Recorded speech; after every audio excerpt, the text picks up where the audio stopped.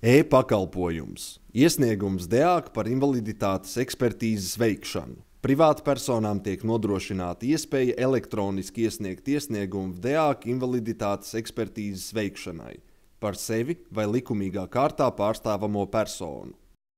Lai sāktu lietot e-pakalpojumu, ejiet uz interneta lapas adresi latvija.lv/invaliditāte. Izvēlieties nepieciešamo e-pakalpojumu. Autentificējieties, izmantojot internetbankas datus vai e-parakstu.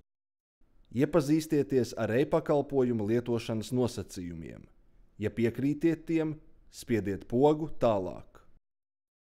Norādiet personu, par kuru gribat iesniegt iesniegumu. Spiediet pogu Tālāk un sāciet veidot iesniegumu. Atzīmējiet veicamo ekspertīzi. Norādiet nosūtījumu izsniegušo ārstu un nosūtījuma izdošanas datumu.